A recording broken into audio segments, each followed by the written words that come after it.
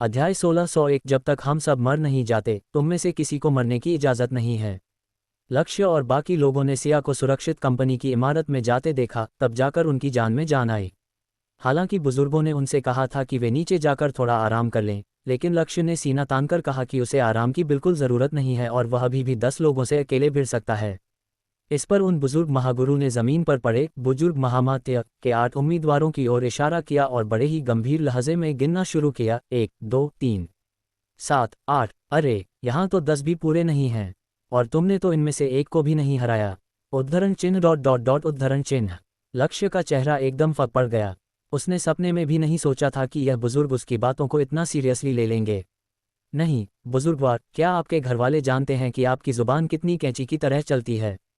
लक्ष्य ने अपने सूजे हुए मुंह के साथ पूछा। अगर कोई पूछे कि उसका मुंह कैसे सूजा, तो जवाब यह है कि जब वह बुजुर्ग गिनती कर रहे थे तो हर नंबर उसके गाल पर एक तमाचे की तरह पड़ रहा था, बस इसी तरह उसका चेहरा सूज गया।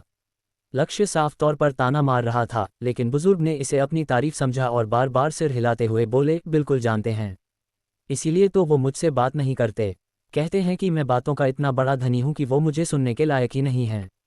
लक्ष्य, मुझे पहले लगता था कि वो बस मेरी झूठी तारीफ कर रहे हैं, लेकिन आज तुमसे मिलकर और तुम्हारे मुंह से वही बात सुनकर मुझे तसल्ली हो गई।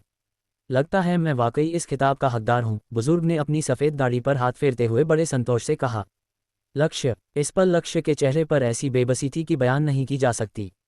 वह अब इन बुजुर्ग से और बात नहीं करना चाहता था, वरना उसे डर था कि कहीं उनकी तीखी जुबान से उसे फिर से जख्मी न होना पड़े।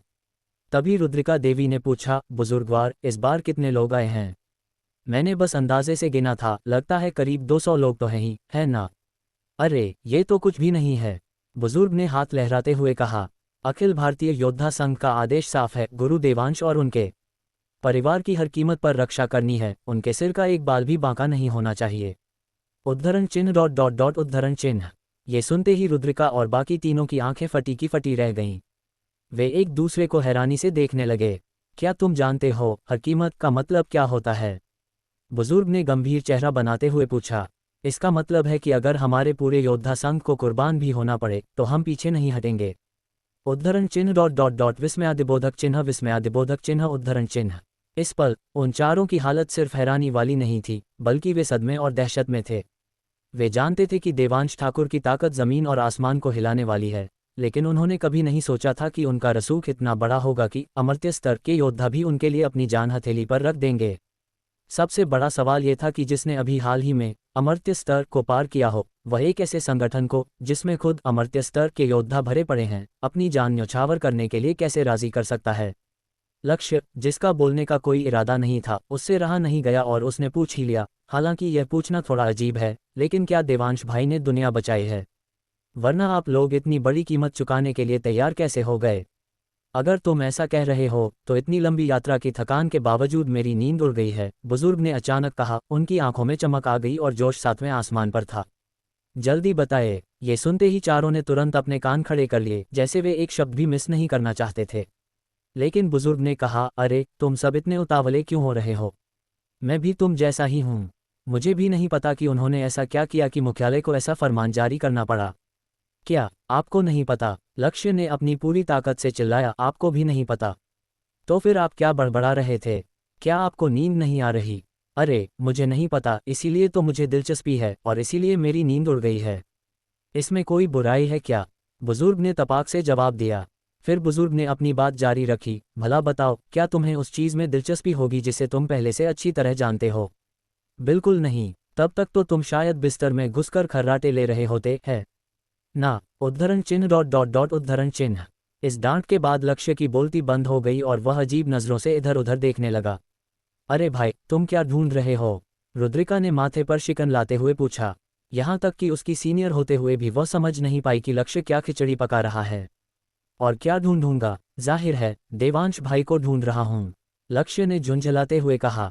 इस हालात में मुझे लगता है कि सिर्फ देवांश भाई, जो खुद बातों के जादूगर हैं, वही इन्हें संभाल सकते हैं, वरना जो भी आएगा मुंह की खाएगा।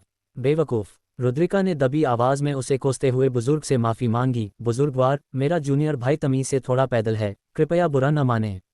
अरे कोई बात नहीं, कोई बात नहीं, मैं खुद भी ज़्यादा तमीज़दार नहीं हूँ, तुम लोग बुरा मत मानना, बुजुर्ग ने हंसते हुए हाथ हिलाया। तो आपका बहुत बहुत धन्यवाद बुजुर्गवार। रुद्रिका जानती थी कि सामने वाला बस बड़प्पन दिखा रहा है, इसलिए उसने फिर भी शुक्रिया अदा किया और पूछा, बुजुर्गवार, क्या आपको सच में नहीं पता कि आप लोग मिस्टर ठाकुर के परिवार की सुरक्षा के लिए इस हद तक क्यों जा रहे हैं? अरे, तुम क्या कह रही हो? क्या मुझ जैसा बुरा आदमी तुमसे झूठ बोलेगा? बुजुर्ग ने चिढ़ते हुए कहा। हमें बस अचानक खबर मिली और हम यहाँ भागे चले आए, इसीलिए तो हमें इतना समय लग गया। अगर हमें शुरू से पता होता कि क्या चल रहा है तो हम सीलिंग हाइट्स के बाहर इंतजार कर रहे होते और तुम्हें उन 8 हरामखोरों के हाथों जलील नहीं होना पड़ता। इस बात पर बुजुर्ग को शायद कुछ याद आया तो वे चलकर गए और उस मरे हुए सीनियर भाई की लाश पर कुछ और लात जमा दी और साथ ही कोसते रहे, हमारे मार्शल आर्ट्स की दुनिया के एक छोटे बच्चे को सताते हो, तुम्हें मार देना तो बहुत छोटी सजा है, हम्फ। ये शब्द सुनकर रुद्रिका और बाकी तीनों के दिलों में एक गर्माहट सी दौड़ गई। हालांकि उनका इस बुजुर्ग से कोई रिश्ता नहीं था, लेकिन जिस तरह का अपनापन और स्नेह उन्होंने दिखाया उसने उन्हें अंदर तक छू लिया। इस भाग दौड़ भरी मतलबी दुनिया में अब ऐसा निस्वार्थ प्यार मिलना मुश्किल है। लाश को लात मारने के बाद बुजुर्ग उन चारों के पास लौट आए। हालांकि वे अभी भी गुस्से में लग रहे थे और लाश की दिशा में कोसना जारी रखा, जिसने उन चारों को और भी भावुक कर दिया। अभी लोगों की भारी भीड़ देखकर गलतफहमी में मत रहना। पुराने अनुभवों के आधार पर यह कहना मुश्किल है कि हम आज की रात भी निकाल पाएंगे या नहीं। बुजुर्ग ने भारी ट्रैफिक को देखते हुए उदास चेहरे के साथ कहा। उद्धरण चिन्ह ... उद्धरण चिन्ह। चारों फिर से सन्न रह गए। वे कल्पना भी नहीं कर पा रहे थे कि दूसरी तरफ वालों ने कितनी बड़ी मुसीबत खड़ी कर दी है कि उनके जैसे दिग्गजों का समूह भी एक रात टिकने का भरोसा नहीं दे पा रहा। अविश्वास के बावजूद उन्होंने बुजुर्ग के शब्दों पर रत्ती भर भी संदेह नहीं किया। आखिरकार भले ही बुजुर्ग थोड़े सनकी थे, लेकिन जब गंभीर मामलों की बात आती थी तो वे बेहद सटीक और भरोसेमंद थे। तो अगर उन्होंने ऐसा कहा है तो इसका मतलब है कि आज रात के हालात वाकई उनकी कल्पना से कहीं ज्यादा खतरनाक होंगे। बात पूरी करने के बाद बुजुर्ग ने एक लंबी आह भरी, अफसोस, ये सब मार्शल आर्ट्स के होनहार सितारे हैं। न जाने कितने नौजवान आज की रात के बाद कल का सूरज नहीं देख पाएंगे। अपनी भावनाओं को व्यक्त करने के बाद बुजुर्ग अचानक गंभीर हो गए और एक गुप्त तकनीक का इस्तेमाल करते हुए वहां मौजूद सभी योद्धाओं तक अपनी आवाज़ पहुंचाई। साथियों, मैं अखिल भारतीय योद्धा संघ का उपदूत तुम्हें आदेश देता हूं कि आज रात की लड़ाई में तुम्हें जिंदा रहना है। अगर कोई खतरा हो तो मेरे पीछे खड़े हो जाना। याद रखना, जब तक हम सारे बूढ़े नहीं मर जाते तुम में से किसी एक को भी मरने की इजाज़त नहीं है, समझे? मुंबई का ये व्यस्त शहर बेहद शोरगुल वाला था, लेकिन लक्ष्य और उसके साथियों के कानों में एक गगनभेदी नारा गूंज उठा, अखिल भारतीय योद्धा संघ, साथ जिएंगे साथ मरेंगे। सबसे अनुशासित योद्धा संघ में युवा योद्धा इस तरह से अपने वरिष्ठों के आदेश को मानने से साफ इनकार कर रहे थे। अध्याय 1602 ऊर्जा सागर के ऊपर और नीचे 2 स्वर्ण गोलियां। अग्नि पशु की पीठ पर एक तेज आंधी चल रही थी। हवा पूजा के काले घने बालों को उड़ा रही थी, जिससे वे हवा में लहरा रहे थे। उस पल वह एकदम आज़ाद और बेपरवाह लग रही थी, जैसे रेगिस्तान में कोई भटकता हुआ तलवारबाज। अगर उस वक्त आपके हाथ में शराब की एक अच्छी बोतल होती तो पूरा माहौल किसी पुरानी क्लासिक फिल्म जैसा लगता। दिव्य दृष्टि तकनीक के अंदर के हालात पर नज़र रखने के साथ साथ वह अपने पास बैठे देवांश की सांसों की भी जांच कर रही थी। 10 घंटे से ज्यादा का समय बीत चुका था, लेकिन देवांश के जागने का कोई संकेत नहीं था, जो उसे बेहद अजीब लग रहा था। आखिरकार अपनी आभा को संतुलित करने और अपने स्तर को स्थिर करने में एक साधारण योद्धा को भी इतना समय नहीं लगता, तो देवांश जैसे इंसान की तो बात ही छोड़िए, जिसकी प्रतिभा किसी राक्षस जैसी है। क्या कुछ गड़बड़ हो गई है? पूजा के मन में अनायास ही यह विचार आया। ऊपर बताई गई वजह के अलावा उसके ऐसा सोचने का एक और बड़ा कारण ये था कि हालांकि जो लोग आत्मज्ञान प्राप्त करते हैं वे अपना स्तर बहुत तेजी से तोड़ते हैं, लेकिन वे पारंपरिक योद्धाओं की तरह नहीं होते जो कदम दर कदम अपनी नींव बनाते हैं। इसलिए वे निश्चित रूप से अपनी शक्तियों को नियंत्रित करने में पारंपरिक योद्धाओं जितने माहिर नहीं होते। अपने मन की स्थिति को नियंत्रित करने में विफलता का सबसे आम परिणाम उस स्थिति में गिरावट है। अगर आप भाग्यशाली हैं तो आप केवल 1 या 2 छोटे स्तर नीचे गिर सकते हैं, लेकिन अगर किस्मत खराब है तो रातों रात वापस शून्य पर आ जाना कोई बड़ी बात नहीं है। अधिराज चौहान के साथ अपनी पिछली लड़ाई में देवांश ने महाशक्ति तलवार के वार के नीचे अचानक आत्मज्ञान और एक बड़ी सफलता का अनुभव किया था। ये जीवन और मृत्यु की कगार पर मिली एक प्रेरणा की चमक थी, जिसकी वजह से वह अमर्त्य स्तर से सीधे सत्य योद्धा स्तर में छलांग लगा पाया था। लेकिन अब जब जानलेवा संकट टल गया है तो उस संकट के बिना वह इस हावी होने वाले सत्य योद्धा स्तर को शायद नियंत्रित न कर पाए।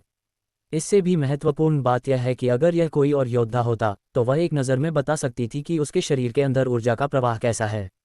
लेकिन इस आदमी पर पूरा ध्यान केंद्रित करने के बावजूद वह ये नहीं देख पा रही थी कि उसकी आभा कैसे बह रही है।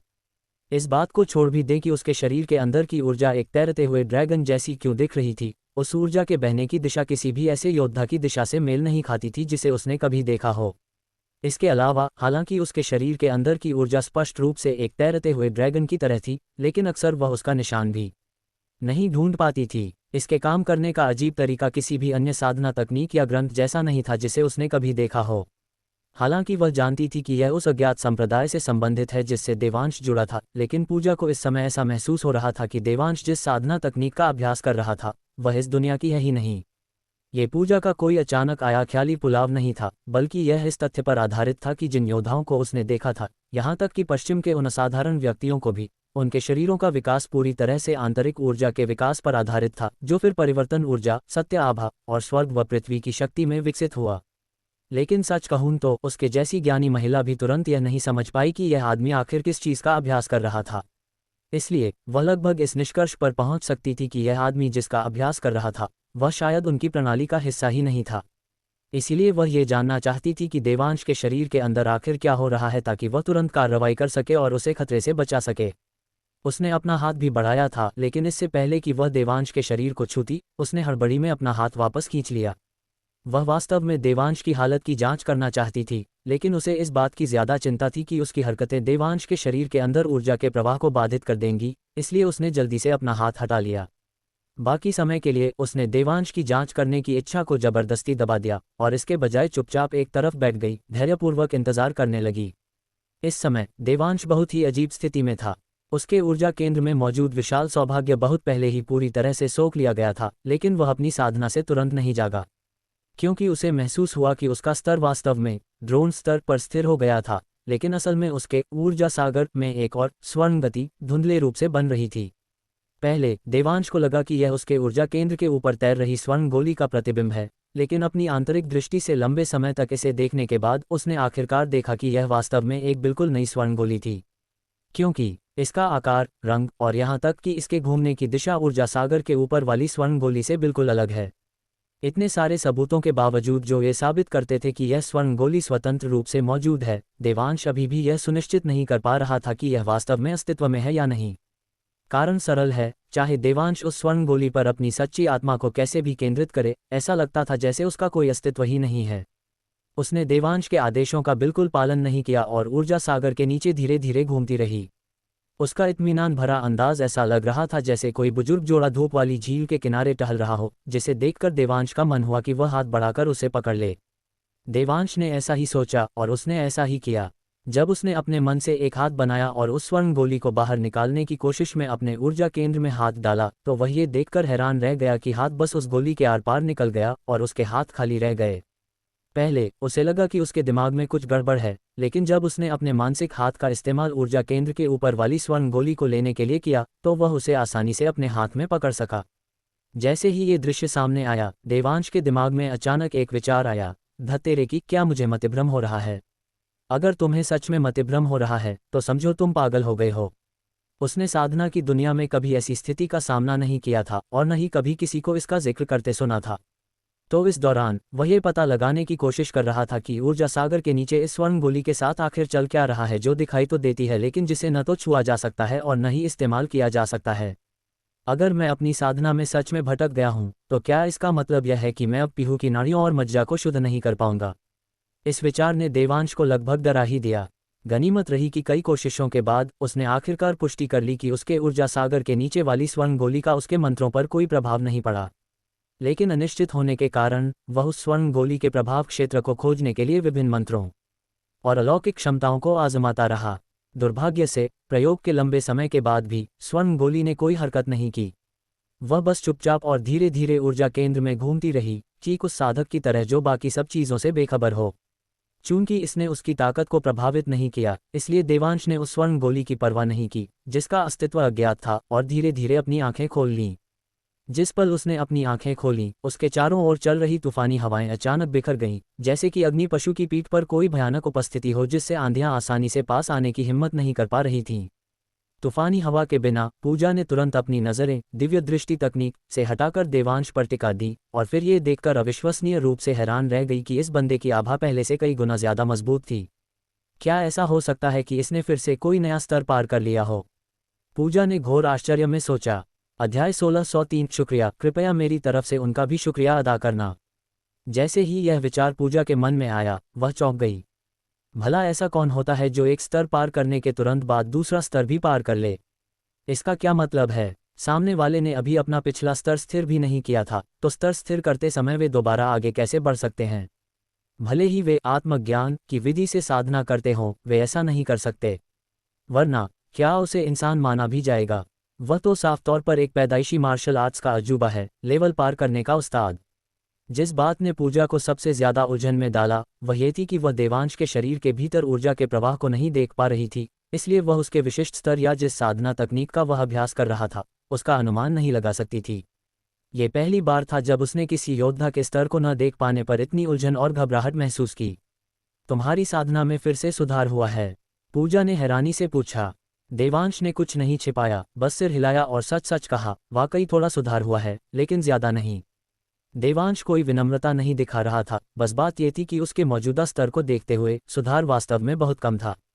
आखिरकार आधार संख्या बहुत बड़ी थी, इसलिए वास्तविक वृद्धि न के बराबर थी, लेकिन यही बिंदु शायद एक आंतर शक्ति के महागुरु द्वारा अपने पूरे जीवन में अर्जित की गई कुल ताकत के बराबर हो सकता है। ये कहना ही होगा कि उच्च लोक के रक्षक और महामात्य के बुजुर्ग का जो भाग्य था वह इस समय देवांश के लिए काफी अच्छा साबित हो रहा है। देवांश की बात सुनकर पूजा को पता चल गया कि अगर वह पूछेगी भी तो देवांश उसे बताएगा नहीं, लेकिन वह फिर भी पूछे बिना नहीं रह सकी, तुम किस तरह की साधना तकनीक का अभ्यास कर रहे हो?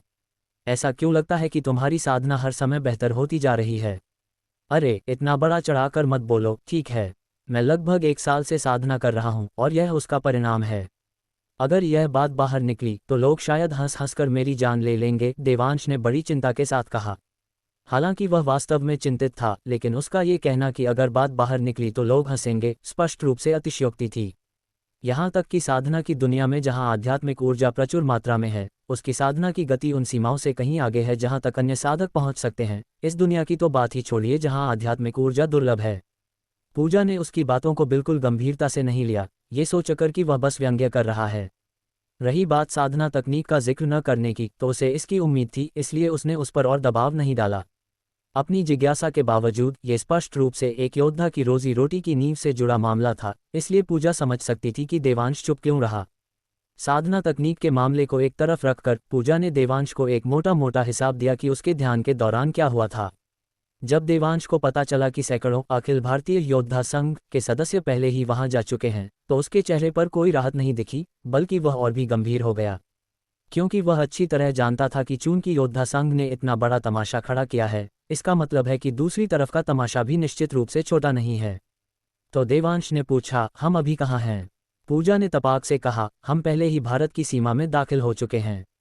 मुंबई पहुंचने में शायद 10 घंटे और लगेंगे। देवांश ने सिर हिलाया, ये जानते हुए कि भारत का क्षेत्र इतना विशाल है कि सीमा से मुंबई तक की यात्रा में वास्तव में इतना लंबा समय लगेगा। ये गनीमत थी कि अग्नि पशु जैसा दिव्य जानवर मुफ्त की सवारी दे रहा था, वरना अगर वे वहां पहुंचने के लिए पूरी तरह से अपनी क्षमताओं पर निर्भर होते तो भले ही वे पहुंच भी जाते, उनकी ताकत शायद बहुत कम हो चुकी होती। उस समय ये कहावत सच हो जाती कि आदमी आगे उड़ रहा है जबकि आत्मा पीछे भाग रही है। ओह, वैसे तुम्हारी बेटी आज सुबह कह रही थी कि वह स्कूल के बाद तुम्हें फ़ोन करके पूछेगी कि तुम घर कब आ रहे हो। महासमिति से निपटने की अपनी व्याख्या समाप्त करने के बाद पूजा ने जोड़ा, समय को देखते हुए उसका स्कूल बस छूटने ही वाला होगा। देवांश ने धन्यवाद कहा और फिर दिव्य दृष्टि तकनीक में सिया की आकृति दिखाई दी। कंपनी छोड़ने के बाद वह सीधे किंडरगार्टन गई। उसे यात्रा के दौरान कुछ भी असामान्य नहीं लगा, लेकिन देवांश ने देखा कि जैसे ही उसने कंपनी छोड़ी, अनगिनत संवेदनाएं उसकी दिशा में देख रही थीं। देवांश अच्छी तरह जानता था कि ये योद्धा संघ के वे योद्धा थे जो उसके परिवार की रक्षा के लिए आए थे। शुरू में देवांश को पूजा द्वारा बताए गए सैकड़ों लोगों की संख्या का सीधा अंदाजा नहीं था। जब उसने इन संवेदनाओं की घनी भारी उपस्थिति को देखा, तब उसे एहसास हुआ कि पूजा के कहने का मतलब क्या था। सीधे शब्दों में कहें तो अभी सड़कों पर दिखने वाले कम से कम आधे पैदल यात्री योद्धा संघ के सदस्य हैं। वे बस इतना सामान्य व्यवहार कर रहे थे कि आम लोग उनकी पहचान नहीं कर सकते थे और उन्हें केवल साधारण दफ्तर जाने वाले कर्मचारी ही समझते जो अपनी 9 से 5 की नौकरी कर रहे हैं। देवांश को ये देखकर आश्चर्य हुआ कि जब सिया किंडरगार्टन पहुंची और पीहू को साथ लिया तो लोगों के दो समूहों ने एक मजबूत संबंध महसूस किया और जल्दी से एक दूसरे की पहचान की पुष्टि करने की कोशिश की। उनके दिमाग तेजी से चल रहे थे, इस डर से कि कहीं कोई खतरनाक व्यक्ति छूट न जाए। देवांश को इस सघन सुरक्षा पर कोई आपत्ति नहीं थी, लेकिन उसने यह उम्मीद नहीं की थी कि योद्धा संघ इतना निवेश करने को तैयार होगा। ये ध्यान दिया जाना चाहिए कि हालांकि यहाँ के योद्धा उन सफ़ेद बालों वाले और युवा बुजुर्गों की तरह नहीं हैं जो पहले जत्थे में आए थे, लेकिन वे सभी अमर्त्य स्तर के हैं। उनकी ताकत किसी भी जगह पर उन्हें राजा और शासक बनाने के लिए काफ़ी है। फिर भी लोगों का ये समूह बिना किसी शिकायत के उसके परिवार की रक्षा के लिए एक साथ काम कर रहा था। यहाँ तक कि देवांश, जो आमतौर पर इतना तर्कसंगत और ठंडा रहता था, इस पल गहराई से प्रभावित हुआ। क्या तुम्हें डर नहीं लगता कि इतना बड़ा हंगामा खड़ा करके वे कहेंगे कि तुम संसाधनों और जनशक्ति की बर्बादी कर रही हो? देवांश ने पूछा, पूजा के लिए कुछ हद तक चिंतित होकर। मुंबई में मदद भेजने की जानकारी योद्धा संघ के भीतर सार्वजनिक रूप से जारी की गई थी, पूजा ने सिर हिलाते हुए कहा। अगर उन्हें वाकई लगता कि यह जनशक्ति और संसाधनों की बर्बादी है तो वे कभी आने के लिए तैयार नहीं होते। बात करते हुए पूजा ने शांति से कहा, चूंकि वे इतनी दूर आए हैं, इसका मतलब है कि उन्हें लगता है कि यह इसके लायक है। ये देखते हुए क्या तुम्हें लगता है कि वे बाद में इसके बारे में गपशप करेंगे? ये सुनकर देवांश ने उत्सुकता से पूछा, तुमने उनसे क्या कहा? वे मदद करने के लिए इतने उत्सुक क्यों थे? पूजा ने कंधे उचकाए और लापरवाही से कहा, कुछ खास नहीं। उन्होंने बस इतना कहा कि तुमने उच्च लोक के रक्षक और महामात्य के एक बुजुर्ग को मार डाला। फिर वे पागलों की तरह मुंबई की ओर दौड़ पड़े, ये कहते हुए कि भले ही वे मर जाएं, वे उच्च लोक के किसी भी व्यक्ति को तुम्हारे परिवार का एक बाल भी बांका नहीं करने देंगे। उद्धरण चिन्ह ... उद्धरण चिन्ह। ये सुनकर देवांश एक पल के लिए सन्न रह गया, फिर माथे पर शिकन लाते हुए बोला, मैंने उन दो लोगों को इसलिए मारा क्योंकि वे मेरा रास्ता रोक रहे थे। इसका योद्धा संघ से कोई लेना देना नहीं है और न ही मैंने योद्धा संघ के लिए कोई योगदान दिया है। क्या तुम्हें ये बात साफ है? उसे डर था कि वे लोग कृतज्ञता के भाव के साथ आएंगे और फिर अपने लक्ष्यों को प्राप्त करने के लिए अपनी जान कुर्बान कर देंगे। यह उनके साथ बहुत अन्याय होगा। पूजा ने सिर हिलाया, भले ही कोई संबंध हो या न हो, तथ्य यह है कि तुमने महासमिति के सदस्यों को मारा, एक ऐसा संगठन जो योद्धा संघ का दुश्मन है। इसके अलावा मौजूदा स्थिति को देखते हुए भले ही पहले कोई संबंध न रहा हो, अब यह अटूट रूप से जुड़ गया है। क्या तुम्हें लगता है कि अब उनसे दूरी बनाने की कोशिश करने में बहुत देर नहीं हो गई है? देवांश अच्छी तरह जानता था कि बहुत देर हो चुकी है और अब उन्हें मुंबई छोड़ने देना उन्हें यह महसूस कराएगा कि उन्हें नीचा दिखाया जा रहा है और उन्हें पीछे रोका जा रहा है, जो उनके लिए उन्हें मारने से भी ज्यादा अस्वीकार्य होगा। इसके अलावा मौजूदा स्थिति को देखते हुए उनके बिना अकेले बुजुर्ग और लक्ष्य के पास महासमिति के आगामी हमले के खिलाफ कोई मौका नहीं होगा। ये सोचते हुए देवांश ने ईमानदारी से पूजा से कहा, शुक्रिया, और कृपया मेरी तरफ से उनका भी शुक्रिया अदा करना। पूजा ने हाथ हिलाया, न तो इसकी पुष्टि की और न ही इनकार किया। तभी देवांश का फोन बजा। ये सिया का फोन था और दिव्य दृष्टि तकनीक की छवि में पीहू पहले से ही उत्साह से ऊपर नीचे कूद रही थी। अध्याय 1604। मैंने कहा, तुमने पहले कभी प्यार व्यार नहीं किया ना? फोन की घंटी सुनते ही, इससे पहले कि देवांश कोई प्रतिक्रिया दे पाता, पूजा ने अपना हाथ हिलाया और उनकी तेज गति से होने वाला शोर पल भर में गायब हो गया, जिससे आसपास का माहौल इतना शांत हो गया जैसे वह किसी होटल के कमरे में हो। देवांश ने फोन उठाने से पहले उसे एक आभारी नज़र से देखा। हेलो, आज मेरी याद कैसे आ गई? देवांश ने ऐसा दिखाया जैसे उसे कुछ पता ही न हो और अपने सामान्य अंदाज में पूछा। फुटेज से साफ है कि देवांश की आवाज़ सुनने के बाद सिया ने राहत की सांस ली। राहत की सांस लेने के बाद उसके होंठों के कोने थोड़े ऊपर उठ गए, जो साफ तौर पर इशारा कर रहा था कि वह बहुत खुश है। पीहू तुमसे बात करना चाहती है, सिया ने जवाब दिया, खुद को शांत रखने की कोशिश करते हुए ताकि उसके दिल की हलचल का पता न चले। अपनी बात पूरी करने के बाद उसने स्पीकर फोन चालू किया और उसे पीहू को देते हुए धीरे से कहा, पीहू, कॉल लग गई है, अब तुम पापा से बात कर सकती हो। नन्ही पीहू ने खुशी से सिर हिलाया, फिर एक साफ आवाज में पुकारा, हेलो, क्या यह मेरे पापा हैं? जिस पल देवांश ने वह आवाज़ सुनी, उसे लगा जैसे उसका दिल पिघल गया हो। चाहे वह आर्कटिक में हो या स्वर्ग सोपान पर्वत के शिखर मंच पर, उसने जो भी कष्ट सहे थे वे इस पल पूरी तरह से गायब हो गए। भले ही वह दिव्य दृष्टि तकनीक में पीहू को कूदते हुए देख सकता था, फिर भी उसकी आवाज़ सुनकर देवांश खुश लग रहा था। खुद को जबरदस्ती शांत करने के बाद उसने जवाब दिया, हेलो, कौन सा प्यारा बच्चा मुझे बुला रहा है? पापा, यह आपकी प्यारी बेटी पीहू है, पीहू ने एकदम साफ आवाज़ में कहा। ओह, तो ये पीहू है। तुम्हें अपने पापा को कॉल करने का ख्याल कैसे आया? क्या तुम्हारी स्कूल से छुट्टी हो गई? देवांश ने कोमलता से पूछा, ये नाटक करते हुए कि वह दिव्य दृष्टि तकनीक में दृश्य नहीं देख रहा है। स्कूल की छुट्टी हो गई है और मम्मा मुझे लेने आई थीं। मैं मम्मा के फ़ोन से पापा को कॉल कर रही हूँ, पीहू ने कहा। उसके शब्द स्पष्ट थे लेकिन जाहिर तौर पर थोड़े ज़्यादा भी थे। लेकिन देवांश को ये बिल्कुल भी ज़्यादा नहीं लगा और उसने धीरे से पूछना जारी रखा, पीहू बेटा, क्या तुम्हें कुछ चाहिए था जो तुमने कॉल किया? देवांश ने धैर्यपूर्वक पूछा। उसके शब्दों में उतावलेपन का नामो निशान नहीं था, बस असीम कोमलता और धैर्य था। वीडियो में छोटी लड़की ने तुरंत पूछा, पीहू और मम्मा आपको याद कर रहे हैं। आप वापस कब आ रहे हो? ये सुनकर देवांश को दिल में एक गर्माहट महसूस हुई और एहसास हुआ कि उसकी सारी मेहनत और थकान सार्थक थी। पापा कल वापस आ जाएंगे। तुम आज रात सो जाओ और कल सुबह उठते ही पापा को देखोगी। वाह! ये सुनकर पीहू चिल्लाए और फिर सिया से ऐसे कहा जैसे उसे कोई इनाम मिल गया हो। मम्मा मम्मा, पापा ने कहा कि वो कल वापस आ जाएंगे और अगर मैं सो जाऊं तो मैं उन्हें कल सुबह देख सकती हूं। दरअसल फ़ोन स्पीकर पर था, इसलिए बिना दोहराए भी सिया इसे सुन सकती थी। लेकिन सिया ने पीहू के उत्साह को कम नहीं किया। इसके बजाय उसने तुरंत सहमति जताई और कहा, वाह, ये तो बहुत अच्छी बात है। ये सुनकर पीहू इतनी खुश हुई कि वह लगभग खुशी से उछल पड़ी। अपनी माँ के साथ खुशखबरी साझा करने के बाद उसने फ़ोन में कहा, पापा, क्या आप कल मुझे स्कूल ले जा सकते हैं? बिल्कुल, देवांश बिना किसी हिचकिचाहट के मान गया। तो पापा से वादा करो कि तुम बाद में अच्छे से खाना खाओगी और आज रात नहाकर जल्दी सो जाओगी, ठीक है? ठीक है। पीहू के बात पूरी करने के बाद उसने सिया से कहा, मम्मा, चलो जल्दी घर चलते हैं, खाना खाते हैं, नहाते हैं और सो जाते हैं। ये सुनकर सिया के पास कहने को शब्द नहीं थे, समझ नहीं आ रहा था कि हंसे या रोए। इससे पहले कि वह फ़ोन काट पाती, पीहू ने उसे रिहायशी इलाके की तरफ खींचना शुरू कर दिया। धीरे चलो, तुमने अभी पापा को बाय नहीं बोला है, सिया ने पीहू को बचाते हुए कहा, उसे देवांश को अलविदा कहने के लिए कहते हुए। ये सुनकर पीहू ने फ़ोन में बेमन से बाय बाय पापा कहा और फिर सिया को खींचते हुए आगे भागी। ठीक है, मैं तुमसे बाद में बात करती हूँ। तुम्हारी बेटी घर पहुँचने के लिए बेताब है। मैं अभी फ़ोन रख रही हूँ, सिया ने कहा, फिर जल्दी से फ़ोन काट दिया और पीहू के साथ घर की ओर चल पड़ी। वे दोनों, एक बड़ी और एक छोटी, पल भर में उस सड़क का सबसे खूबसूरत नज़ारा बन गईं। अग्नि पशु की पीठ पर फ़ोन काटने के बाद देवांश ने अपना सिर ऊपर रखा। दिव्य दृष्टि तकनीक में माँ और बेटी को एकटक देखता रहा। उसकी आंखों में कोमलता भरी थी। एक तरफ खड़ी पूजा अपनी नज़रें देवांश और दिव्य दृष्टि तकनीक के बीच घुमाती रही, समझ नहीं पा रही थी कि बोले या चुप रहे। वह थोड़ी असहज लग रही थी। जब माँ और बेटी विला में दाखिल हो गईं और देवांश ने अपनी नज़रें हटा लीं, तभी पूजा ने पूछा, तो तुम हमेशा उन्हें सिर्फ अच्छी खबरें सुनाते हो और कभी बुरी खबरें नहीं? मुझे बुरी खबरें क्यों सुनानी चाहिए? देवांश ने पलटकर पूछा। चाहे एक पति के रूप में हो या एक पिता के रूप में, क्या तुम्हारा सबसे बड़ा मिशन उनकी रक्षा करना और उन्हें इस दुनिया में बेफिक्र होकर जीने देना नहीं है? तो फिर तुम अपने सहे हुए कष्टों के बारे में किसे बता सकते हो?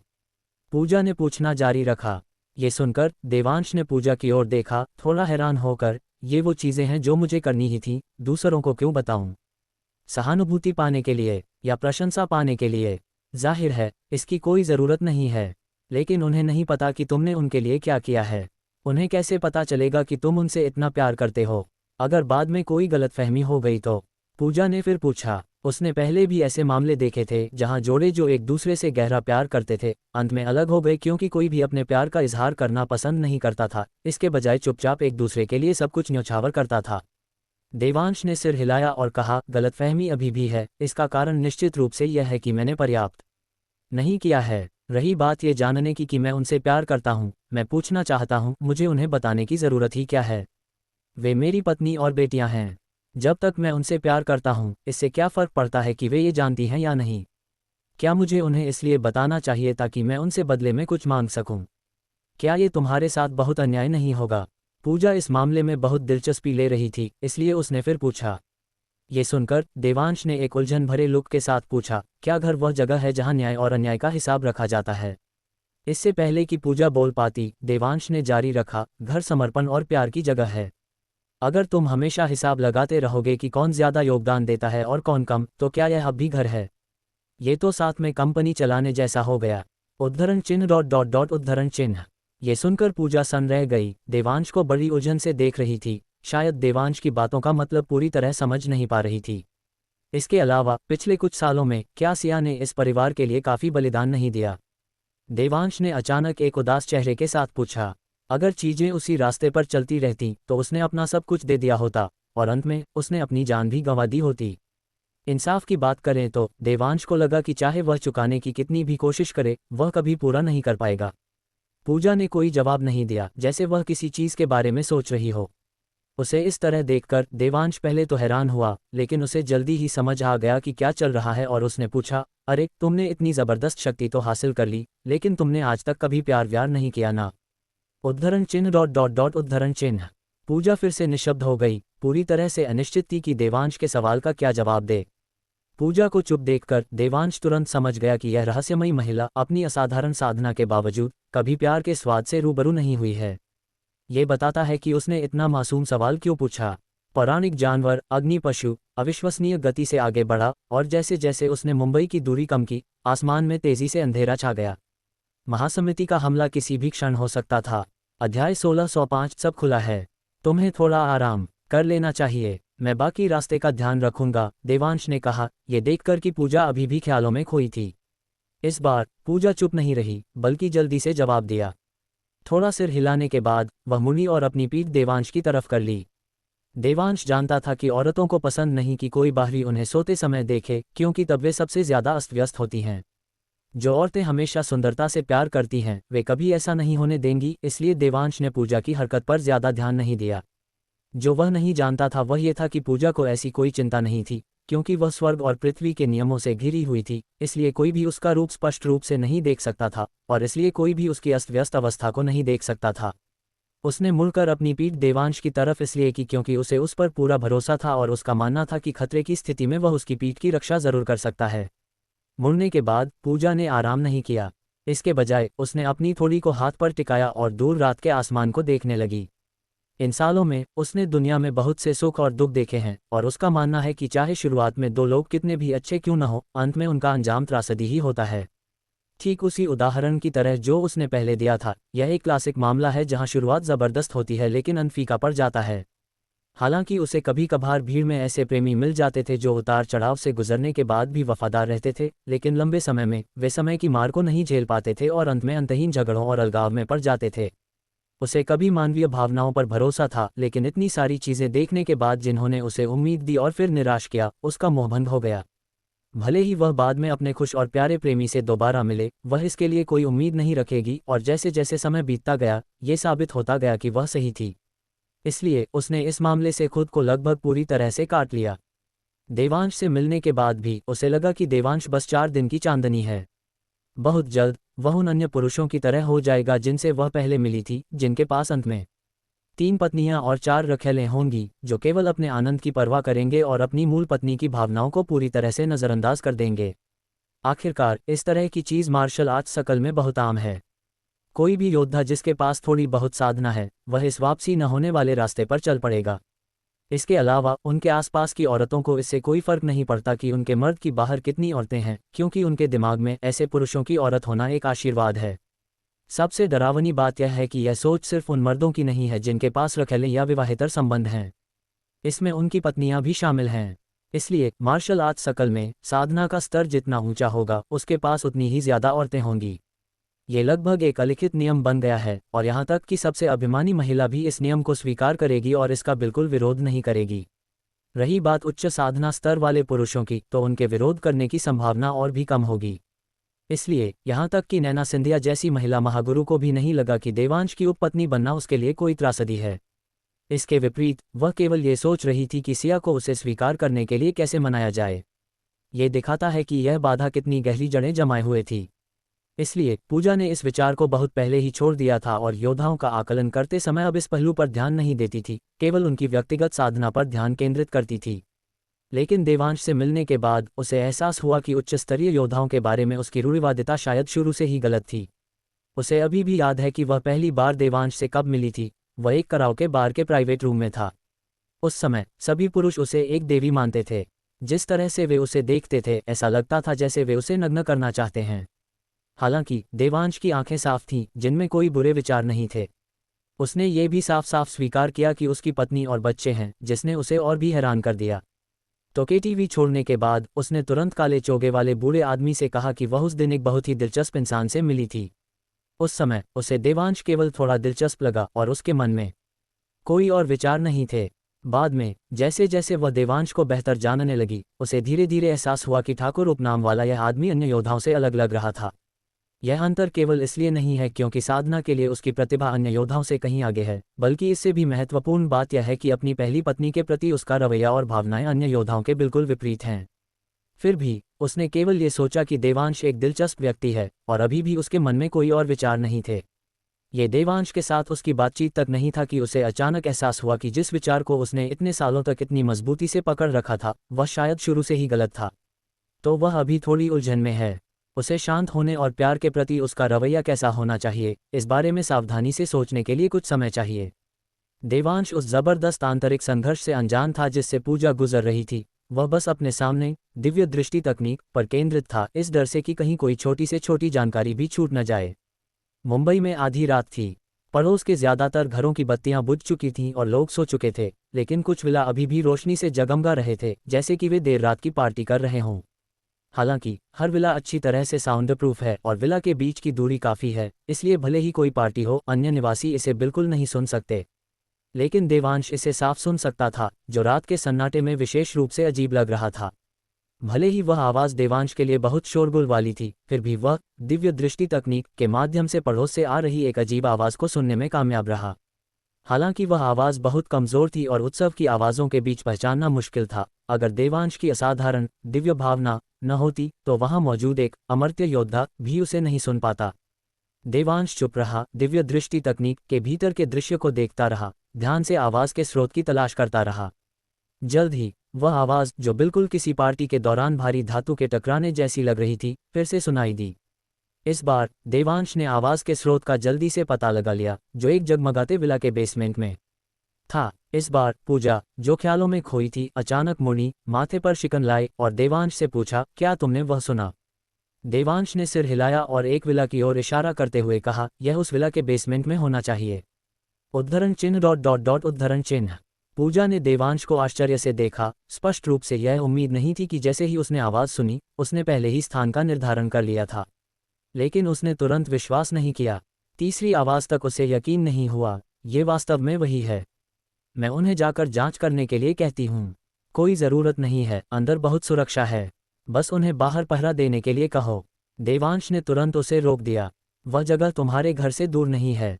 क्या तुम्हें डर नहीं है कि वह विला में घुस जाएगा और बिजली की गति से तुम्हारे घर में घुसपैठ करेगा? पूजा ने याद दिलाया। देवांश ने सिर हिलाया और यकीन के साथ कहा, मुझे डर नहीं है। क्या तुम्हें इतना भरोसा है? पूजा ने पूछा, कुछ हद तक हैरान होकर। ये सुनकर देवांश ने थोड़ा शर्माते हुए सिर हिलाया। मैंने 100 से ज़्यादा जादुई व्यूह रचनाओं को सक्रिय कर दिया है। पूजा, अध्याय 1606, तुम सोचो, मेरी मंजूरी है।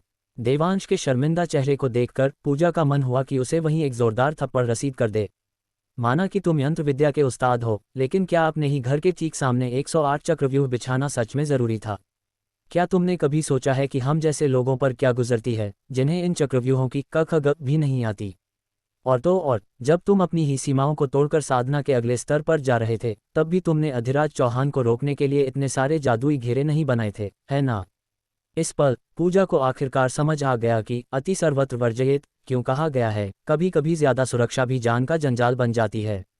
हालांकि पूजा ने अंततः देवांश को थप्पड़ मारने की अपनी इच्छा को दबा लिया और इसके बजाय माथे पर शिकन लाते हुए पूछा, तुम्हें क्या लगता है वह आवाज़ किस चीज़ की थी? देवांश ने सिर हिलाया। सिर्फ इन दो हल्की आवाज़ों से तो कुछ खास पता नहीं चल रहा, लेकिन मैं इतना ज़रूर कह सकता हूँ कि वो जो कोई भी है, मेरे सुरक्षा चक्र को तोड़ने की कोशिश कर रहा है और ज़मीन के नीचे से रेंग कर बाहर आना चाहता है। और उनकी तादाद कम नहीं है। जैसे ही देवांश ने अपनी बात खत्म की, उसकी बाहें अचानक तन गईं। हालांकि वह मुंबई से बहुत दूर था, लेकिन ये चक्रव्यूह उसने खुद अपने हाथों से रचे थे, इसलिए उनके बीच एक गहरा मानसिक जुड़ाव अभी भी कायम था। इन जादुई घेरों के जरिए वह मोटे तौर पर महसूस कर सकता था कि ज़मीन के नीचे जो चीज़ें हैं वे एक दूसरे से सटकर खचाखच भरी हुई हैं और उनकी संख्या हज़ारों में है। लेकिन केवल इस कमज़ोर संपर्क के आधार पर वह ये समझ नहीं पा रहा था कि आखिर वो भला है क्या। बहुत सारे। पूजा ने हल्की सी बाहें सिकुड़ीं, जैसे उसे देवांश के आकलन पर पूरा भरोसा न हो। अगर ऐसा है तो हंगामा काफ़ी बड़ा होना चाहिए था। सिर्फ दो हल्की धप की आवाज़ें क्यों आईं?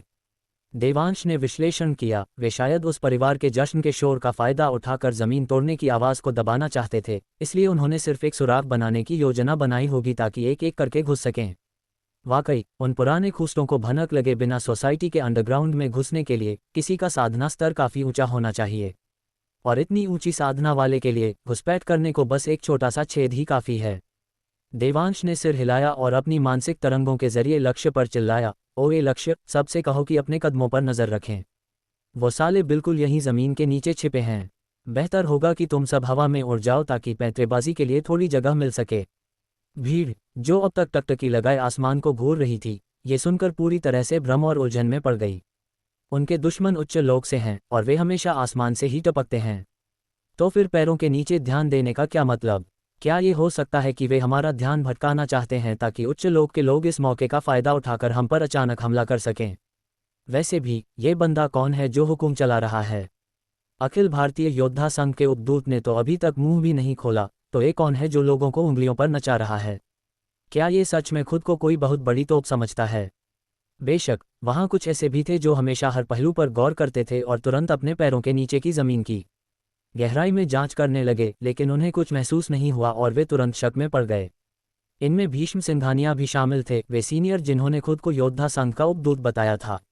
हालांकि उन्होंने पहले ही अपनी संवेदना के दायरे में सोसाइटी के आसपास के सभी इलाकों को शामिल कर लिया था, लेकिन ये सुनते ही उन्होंने तुरंत दूसरी दिशाओं से अपना ध्यान हटाया और पूरी एकाग्रता सोसाइटी के नीचे की ज़मीन को टटोलने में लगा दी।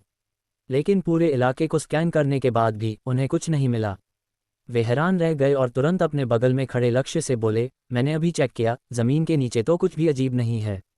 देवांश की आवाज़ सुनते ही लक्ष्य ने तुरंत ज़मीन के नीचे जांच पड़ताल की थी, लेकिन भीष्म की तरह उसे भी कुछ असामान्य नहीं मिला। अब सीनियर की बात सुनकर उसका शक और पक्का हो गया, इसलिए उसने हवा में देखते हुए कहा, मैंने अभी चेक किया और मुझे कुछ भी संदिग्ध नहीं मिला। इससे पहले कि देवांश कुछ बोल पाता, भीष्म ने त्योरी चढ़ाते हुए लक्ष्य से पूछा, रुको, तुम किससे बात कर रहे हो? और वह कौन था जो अभी बोला? मुझे तो कोई दिखाई नहीं दिया। भीष्म ने विशेष रूप से गौर किया था कि जब आवाज़ गूंजी थी तो आसपास किसी ने होंठ तक नहीं हिलाए थे। अब जब लक्ष्य सिर ऊपर करके खाली हवा से बतिया रहा था तो भीष्म और भी ज्यादा चकरा गए। ये सुनकर लक्ष्य ने लापरवाही से जवाब दिया, और किससे बात करूंगा? पुराना देवांश, वही जिसकी फैमिली की सुरक्षा के लिए आपको भेजा गया है, देवांश ठाकुर। इतना कहने के बाद लक्ष्य ने हवा में झल्लाते हुए कहा, अरे यार देवांश, क्या तुम ज्यादा नर्वस हो गए हो और कोई गलतफहमी पाल बैठे हो? सच में ज़मीन के नीचे कुछ नहीं है। तुम किसकी बात कर रहे हो? इससे पहले कि लक्ष्य अपनी बात पूरी कर पाता, भीष्म सिंघानिया, जिनका चेहरा जवान लेकिन बाल सफ़ेद थे, ने उसे बीच में ही काट दिया। तुम्हारा मतलब है कि जो अभी बोला वह मिस्टर देवांश थे?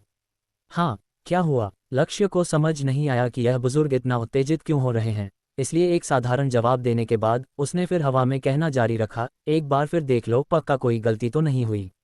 बकवास बंद करो। भीष्म ने फिर से लक्ष्य को बीच में ही डांट दिया। मिस्टर देवांश गलत कैसे हो सकते हैं? ज़रूर हम ही गलत होंगे। ये सुनकर लक्ष्य की आंखें फटी की फटी रह गईं और वह विश्वास के साथ सीनियर को घूरने लगा। उसका मुंह इतना खुला रह गया कि उसमें एक मुट्ठी आराम से समा जाए। नहीं यार, क्या तुम्हारी देवांश भक्ति इस हद तक पहुंच गई है? मैं अपने प्रत्यक्ष अनुभव पर शक कर लूं, लेकिन उस बंदे के हजारों मील दूर से किए गए बेबुनियाद दावे पर आंख मूंद कर भरोसा कर लूं। भीष्म ने लक्ष्य के सदमे को पूरी तरह नज़रअंदाज किया और सीधे योद्धाओं के समूह को आदेश दिया, सब लोग वैसा ही करो जैसा मिस्टर देवांश ने कहा है, हवा में उड़ जाओ और ज़मीन पर नज़र रखो। जिन योद्धाओं को शुरू में देवांश की आवाज़ पर शक था, वे भीष्म के ये कहते ही कि ये देवांश थे, बिना किसी हिचकिचाहट के तुरंत हवा में उड़ गए और साथ ही साथ अपना पूरा ध्यान पैरों के नीचे की ज़मीन की गहराइयों पर केंद्रित कर दिया। बीच में रत्ती भर की भी झिझक नहीं थी। ये बदलाव इतना मक्खन जैसा था कि लक्ष्य और उसके 3 साथी पूरी तरह हक्के बक्के रह गए। रुद्रिका दीदी, क्या पुराने देवांश का प्रभाव अब इतना बढ़ गया है? सिर्फ उसके नाम भर से उसने योद्धा संघ के इन सारे सदस्यों को अपनी उंगलियों पर नचा दिया। लक्ष्य ने हवा में ऊपर उठते हुए दबी आवाज में पूछा, उसे अपनी आंखों पर विश्वास नहीं हो रहा था। रुद्रिका देवी को नहीं पता था कि इस सवाल का क्या जवाब दे, क्योंकि उसकी नज़र में भले ही देवांश अमर्त्य स्तर के योद्धाओं को मार सकता था, लेकिन वह अमर्त्य स्तर के योद्धाओं से बस थोड़ा ही ताकतवर था। उसे इतना काबिल नहीं होना चाहिए था कि इतने सारे अमर्त्य स्तर के एक्सपर्ट्स उस पर आंख बंद करके भरोसा करें। ये देखकर कि उसकी सीनियर भी इसे समझ नहीं पा रही है, लक्ष्य ने भीष्म की ओर देखा, जो जमीन के नीचे पूरी तरह से सतर्क थे, और पूछा, भीष्म सीनियर, क्या आपने पहले झूठ बोला था? कैसा झूठ? हम महागुरु कभी झूठ नहीं बोलते। भीष्म ने हाथ हिलाया, उनके चेहरे पर नेकी और ईमानदारी का भाव था। नामुमकिन, लक्ष्य ने पूरे यकीन के साथ कहा। आपने पहले कहा था कि आपको नहीं पता कि योद्धा संघ ने आपको देवांश के परिवार की सुरक्षा के लिए क्यों भेजा, और यह भी नहीं कि आपको ऐसा करने के लिए किसी भी हद तक क्यों जाना चाहिए। ये साफ तौर पर झूठ है। आपको ज़रूर पता होगा कि देवांश ने क्या किया है, वरना आप उस पर इतनी आसानी से भरोसा नहीं करते। तो आखिर देवांश ने ऐसा क्या किया है जो आप सब में उसके लिए इतनी अंधभक्ति जगा दी? तू तो बड़ा शातिर निकला रे छोकरे, उम्र कम है पर दिमाग तेज है, भीष्म ने मुस्कुराते हुए कहा। उनके चेहरे पर एक दयालु और संतुष्ट खुशी थी। तो उसने आखिर किया क्या है? लक्ष्य ने जल्दी से पूछा। जानना चाहते हो? बिल्कुल चाहता हूँ। तो तुम खुद कोई वजह सोच लो, मैं उसे मंजूरी दे दूंगा। लक्ष्य, अरे $8, ऐसा भी हो सकता है। अभी वह गालियों की बौछार करने ही वाला था कि अचानक उसने गौर किया कि उनके पैरों के नीचे की जमीन बिना किसी चेतावनी के भयानक रूप से कांपने लगी है। अध्याय 1607। शुक्रिया मिस्टर देवांश, मेरी जान बचाने के लिए। कंपन शुरू होते ही भीष्म चिल्लाए, ऊपर उठो। शब्द मुंह से निकलते ही लक्ष्य और बाकी तीनों को मिलाकर वहां मौजूद हर कोई बिना किसी झिझक के और ऊपर उठ गया, खुद को अधर में लटका लिया और नीचे जमीन के हालात देखने लगा। जैसे जैसे वे ऊंचे उठे, उन्होंने देखा कि जहां वे खड़े थे वहां से काली काली आकृतियां निकल रही थीं। इन आकृतियों के चेहरे नीले, दांत नुकीले, हाथ लंबे और पंजे तेज थे, बिल्कुल रात के राक्षसों की तरह। वे 2-3 मीटर लंबी थीं, लेकिन एकदम सूख कर कांटा जैसे लंबी चौड़ी मम्मी हो। उनके चेहरे खूंखार और डरावने थे और उनकी आंखों से एक अजीब सी हरी रोशनी निकल रही थी, जिससे घनी काली रात में वे और भी मनहूस और भयानक लग रहे थे। उनमें सबसे प्रभावशाली उनके हाथ थे। सीधे खड़े होने पर भी उनके हाथ आसानी से जमीन को छू सकते थे, बिल्कुल लंगूरों की तरह। इसके अलावा उनकी 10 उंगलियों और पैरों के पंजों पर तेज चमकते हुए नाखून थे, जो ऐसा लग रहा था मानो हवा में हाथ लहराने भर से हवा को भी चीर सकते हैं। सिर्फ एक पल की झलक पाकर ही लोग उनकी इस मनहूस और खौफनाक शक्ल से सहम गए। फिर ये सोचकर कि अभी कुछ पल पहले वे वहीं खड़े थे, अगर वे वहां होते तो उनके पैर इन तेज नाखूनों से छलनी हो चुके होते और उनके शरीर के चिथड़े उड़ गए होते। ये सोचते ही इन योद्धाओं के माथे पर ठंडे पसीने की एक मोटी परत जम गई। बाप रे, शुक्र है देवांश यार ने याद दिला दिया, वरना अंजाम क्या होता सोचकर ही रूह कांप जाती है। लक्ष्य ने डरते डरते कहा। आपको समझना होगा कि उस समय उनका पूरा ध्यान आसमान और जमीन की सतह पर था, और लगभग किसी ने भी नीचे गहराई में ध्यान नहीं दिया था। ये कहना कोई अतिशयोक्ति नहीं होगी कि अगर देवांश ने उन्हें पहले से अपने कदमों पर नजर रखने की चेतावनी न दी होती तो वे इतनी जल्दी प्रतिक्रिया नहीं कर पाते। नतीजतन योद्धा संघ के कम से कम आधे सदस्य इस गुप्त हमले में मारे जाते। बचे हुए योद्धाओं में से जो बाल बाल बच भी जाते, वे भी शायद गंभीर रूप से घायल हो जाते और लड़ने की क्षमता पूरी तरह खो बैठते। क्या अब भी किसी को मिस्टर देवांश पर शक है? भीष्म ने चेहरे पर एक विजयी मुस्कान के साथ पूछा। लक्ष्य को सिर हिलाते देख भीष्म ने आगे कहा, अगर मिस्टर देवांश ने पहले चेतावनी न दी होती तो हम में से कम 3/5 हिस्से की लाशें यहाँ बिछी होती। लक्ष्य ने सिर हिलाया, यह मोटे तौर पर उसके खुद के आकलन से मेल खाता था। उसी समय चारों ओर से देवांश के प्रति आभार की आवाज़ें सुनाई देने लगीं। मिस्टर देवांश सच में कमाल के इंसान हैं। शुक्रिया मिस्टर देवांश, मेरी जान बचाने के लिए। मिस्टर देवांश ज़बरदस्त हैं। हम मिस्टर देवांश को सलाम ठोकते हैं। अगर मिस्टर देवांश ने हमें पहले न बताया होता तो शायद हम अभी तक वैतरणी पार कर रहे होते। ... जमीन से निकले उन छाया राक्षसों के चेहरे पर हवाएं उड़ रही थीं जब उन्हें एहसास हुआ कि उनका निशाना चूक गया है। वे इस एक साथ किए गए हमले के लिए पूरी तरह तैयार थे, लेकिन एक भी योद्धा उनके हाथ नहीं लगा। हालत ये थी कि वे सब कंफ्यूज हो गए कि कहीं वे गलत जगह तो नहीं आ गए। जब तक उन्होंने ऊपर देखकर आसमान में योद्धाओं को नहीं देखा, तब तक उन्हें यकीन नहीं हुआ कि वे गलत जगह नहीं आए थे, बल्कि बस वो लोग वहां नहीं थे जहां उन्हें होना चाहिए था। लेकिन रुको, क्या वे अभी जमीन पर नहीं खड़े थे? अचानक सब के सब आसमान में कैसे पहुंच गए? उनके साथी बिना कोई आवाज़ किए चले थे और मिट्टी में घुल मिल गए थे। उनकी मार्शल आर्ट इंद्रियों को तो उन्हें पकड़ना ही नहीं चाहिए था। भले ही अंत में ज़मीन थोड़ी कांपी हो, वे इसे तुरंत उनसे नहीं जोड़ते। ज़्यादा से ज़्यादा वे इसे कोई प्राकृतिक घटना मानते और आसमान के प्रति और सतर्क हो जाते। फिर भी इन योद्धाओं को आसमान में नहीं भागना चाहिए था, उन्हें ज़मीन पर मजबूती से खड़े होना चाहिए था। ये कैसे हो सकता है? कुछ समझ न आने पर उन्होंने सोचना बंद कर दिया और बिना कुछ बोले आसमान में योद्धाओं की ओर झपटे।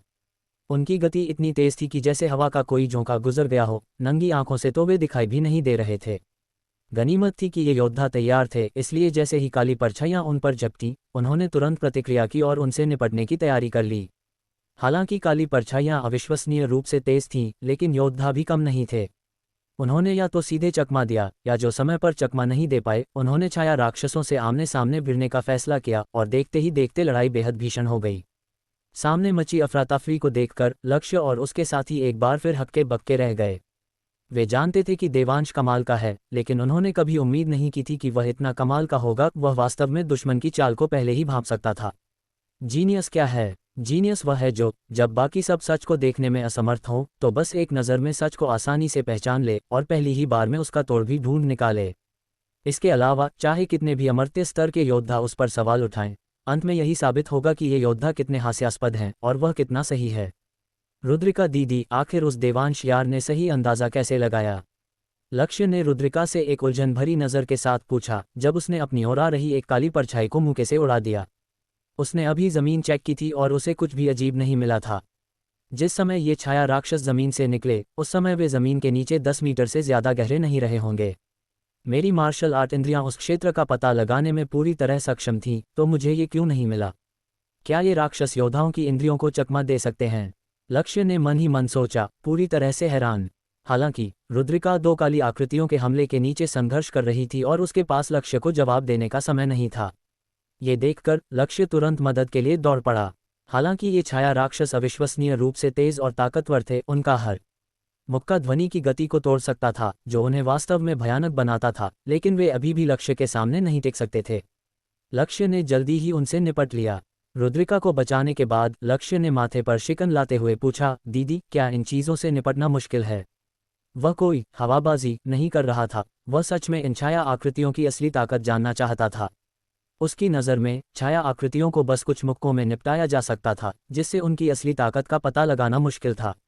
रुद्रिका स्वाभाविक रूप से जानती थी कि उसका जूनियर भाई कोई दिखावा नहीं कर रहा है, इसलिए उसने सिर हिलाया और लक्ष्य को लड़ाई के अपने अनुभव के बारे में बताया। इनकी हरकतें थोड़ी अजीब हैं। ऐसा लगता है जैसे तुम अपनी पूरी ताकत से रुई के ढेर पर मुक्का मार रहे हो और उन्हें कोई नुकसान ही नहीं हो रहा।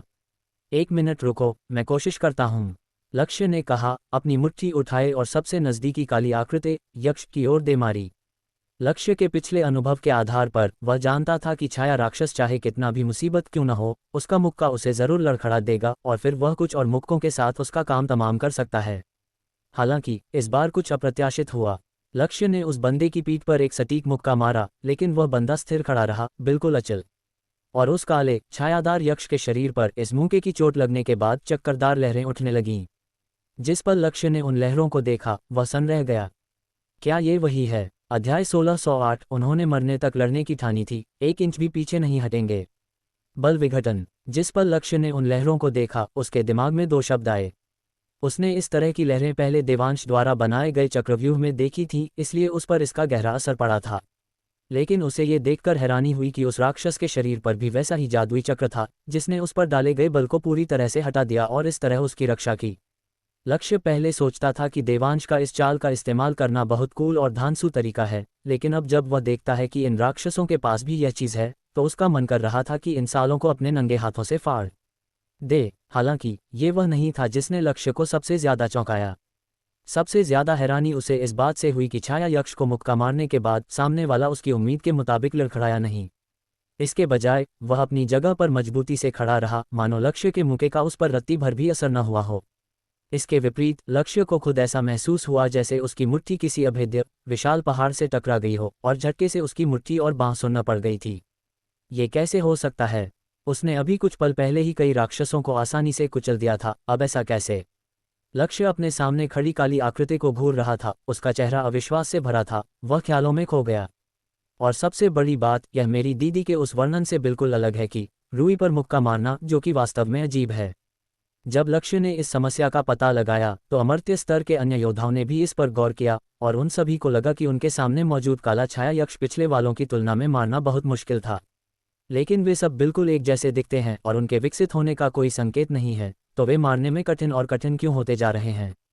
इससे पहले कि वे इसे समझ पाते, हवा में भीड़ में से कोई चिल्लाया, सब लोग सावधान रहें, इनमें से और भी राक्षस जमीन से निकल रहे हैं। ये सुनते ही सबने नीचे देखा और एक ऐसा नज़ारा देखा जिससे उनके रोंगटे खड़े हो गए। जहां वे खड़े थे, वहां से अनगिनत काले छाया यक्ष निकल रहे थे, इतने कि खड़े होने के लिए कोई जगह नहीं बची थी। इस पल वे एक दूसरे से बिल्कुल सटकर खड़े थे, उनके बीच कोई खाली जगह नहीं थी, बिल्कुल बाम्बी में चींटियों की तरह। जैसे जैसे और छाया यक्ष निकल रहे थे, ये चींटियां ऊपर की ओर धकेली जा रही थीं और दूसरे राक्षसों के सिर पर पैर रखने को मजबूर थीं। उनकी संख्या इतनी विशाल है कि उन्हें गिनने की कोई ज़रूरत नहीं, ये तय है कि वे पहले ही हज़ारों की तादाद में हैं। उनकी तरफ कुल मिलाकर 1000 से भी कम लोग थे। 1000 लोगों का हज़ारों राक्षसों से मुकाबला करना पहले ही नुकसानदेह है, और अब ये राक्षस मारने में असाधारण रूप से कठिन है, जिससे विला की रक्षा का उनका मिशन और भी मुश्किल हो गया है। एक बार जब ऊपर उठाए गए राक्षसों को खड़े होने के लिए कोई जगह नहीं मिली, तो वे हवा में उछल गए और योद्धा संघ के सदस्यों पर हमला बोल दिया। जो पहले एक योद्धा का एक राक्षस से या यहाँ तक कि दो का एक से मुकाबला करने की स्थिति थी, वह तुरंत उलट गई और कई राक्षसों द्वारा एक योद्धा को घेरने का दृश्य बन गया। इन राक्षसों के पास पहले से ही बल विघटन चक्र जैसी कोई चीज़ है, जो योद्धाओं द्वारा लगाए गए बल को पूरी तरह से बेअसर कर सकती है, जिससे वे शुरू से ही अजेय बन जाते हैं। अब और मददगारों के जुड़ने से योद्धा की स्थिति पल भर में खतरनाक हो गई है। जल्द ही, लगभग कुछ ही सांसों के भीतर योद्धाओं की जीवन शक्ति छीन ली गई, फिर राक्षसों द्वारा उनके शरीर के टुकड़े टुकड़े कर दिए गए, जिन्होंने उनके शरीरों को नोच खाया। हालांकि कुछ योद्धा अभी भी जीवित थे, लेकिन राक्षसों द्वारा जमीन पर पटके जाने के बाद जमीन पर मौजूद छाया यक्षों ने पल भर में उनके शरीरों को निगल लिया। नज़ारा इतना खूनी और भयानक था कि इन अनुभवी योद्धाओं के भी रोंगटे खड़े हो गए। ये देखकर कि युवा योद्धाओं का एक समूह कुछ ही पलों में अपनी जान गंवा बैठा, भीष्म सिंघानिया ने जल्दी से चिल्लाया, सब लोग एक साथ जमा हो जाओ और हमारे पीछे खड़े होने की कोशिश करो। एक तेज आवाज़ ने संजीवनी का काम किया, जिससे डरे हुए योद्धाओं को तुरंत सुरक्षा का एहसास हुआ और उन्हें पता चल गया कि आगे क्या करना है। तो वे इकट्ठा हुए, अपने सबसे करीबी साथी को ढूंढा और एक दूसरे से पीठ सटाकर सिमट गए, अपना पूरा ध्यान केवल सामने मौजूद छाया यक्ष पर केंद्रित कर दिया। हालांकि योद्धा अभी भी वही थे, लेकिन उनकी संयुक्त ताकत पहले की तुलना में कई गुना ज्यादा थी। कम से कम इस तरह अब ऐसा कोई वाकया नहीं होगा जहां किसी योद्धा को छाया यक्षों की संयुक्त सेना द्वारा जमीन पर पटक दिया जाए। भीष्म जैसे वरिष्ठों की मदद से, जिन्होंने व्यवस्थित और उद्देश्यपूर्ण तरीके से इन युवा योद्धाओं को इकट्ठा किया, मौजूद बचे हुए योद्धा जल्दी से एक साथ आ गए।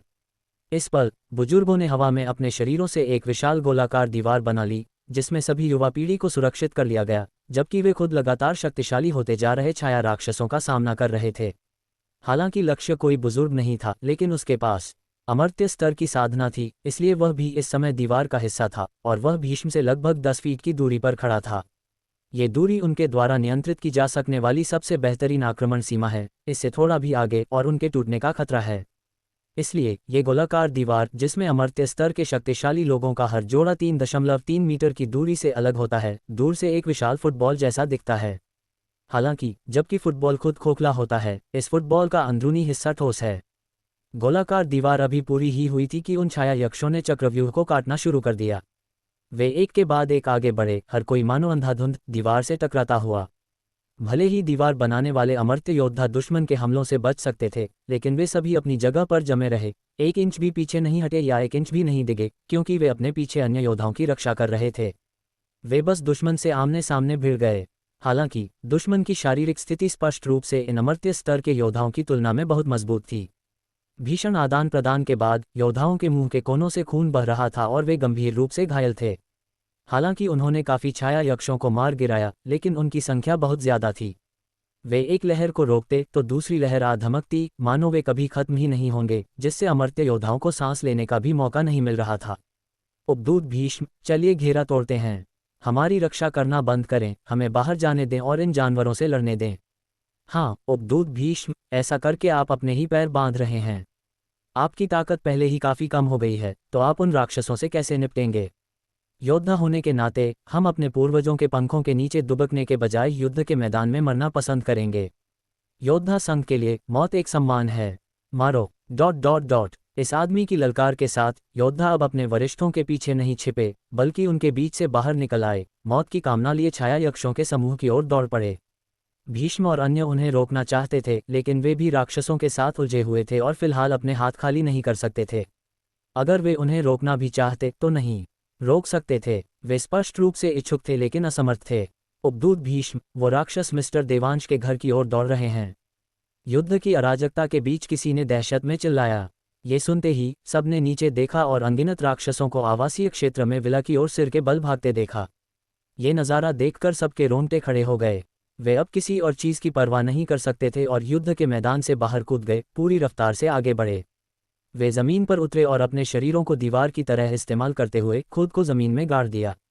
उफनती हुई राक्षसी भीड़ का सामना करते हुए उन्होंने ठान लिया था कि भले ही जान चली जाए, पीछे नहीं हटेंगे। अध्याय 1609 भीष्म सिंघानिया के होते हुए कौन इस रेखा को पार कर सकता है। ये देखते ही देवांश ने तुरंत अपनी मानसिक संचार तकनीक के जरिए लोगों पर चिल्लाया, उनसे आमने सामने मत लड़ो। उनकी शारीरिक बनावट तुम्हारी क्षमताओं से परे है। मेरी बात सुनो, तुम सब मेरे आंगन में पीछे हटो। ये सुनकर सबने देवांश के परिवार के विला की ओर एक नज़र डाली और फिर तुरंत नज़रें हटा लीं। हैरानी की बात यह थी कि एक भी व्यक्ति देवांश के आदेशों का पालन करने को तैयार नहीं था। ये बिल्कुल उसके उलट था कि कैसे उन्होंने उड़ान भरते समय देवांश के आदेशों का सख्ती से पालन किया था। तुम सब वहां क्या खड़े हो? क्या तुम बस थककर मरने का इंतजार कर रहे हो? देवांश ने कड़ाई से डांटा, वह स्पष्ट रूप से नाराज था। ये सुनकर किसी ने जवाब नहीं दिया। इसके बजाय उन्होंने व्यवस्थित रूप से अपनी जगहें ढूंढी, जमीन पर मजबूती से जमे रहे और मानव दीवार को पूरा किया। जैसे ही देवांश ने उन्हें फिर से समझाने की कोशिश की, भीड़ में से एक युवा योद्धा अचानक बोल पड़ा, हम जानते हैं कि मिस्टर देवांश अपने तरीके से हमारी जान बचाना चाहते हैं, लेकिन आपको अपने तरीके अपने परिवार की सुरक्षा के लिए बचाकर रखने चाहिए। उन्हें हम पर बर्बाद नहीं किया जा सकता। इसलिए फिलहाल हमें इन राक्षसों और बलाओं को रोकने के लिए अपने तरीकों का इस्तेमाल करना होगा। मिस्टर देवांश, आप तब हस्तक्षेप कर सकते हैं जब हम उन्हें और नहीं रोक पाएंगे। ये सुनकर आवासीय क्षेत्र को घेरे हुए योद्धा तुरंत जोश में आ गए, जैसे कि अपने कार्यों से देवांश को बता रहे हों कि वे कभी पीछे नहीं हटेंगे। यह क्या बकवास है? मेरी बात सुनो, तुम सब पीछे हटो। देवांश चिल्लाया, लेकिन योद्धा टस से मज नहीं हुए।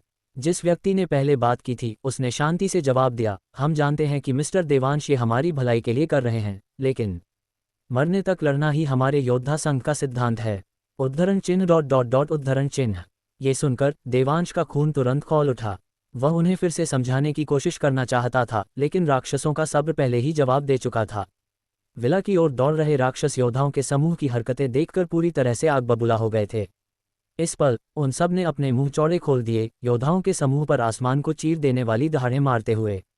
ऐसा लग रहा था कि वे इस तरह अपने अंदर के गुस्से को जाहिर करना चाहते थे।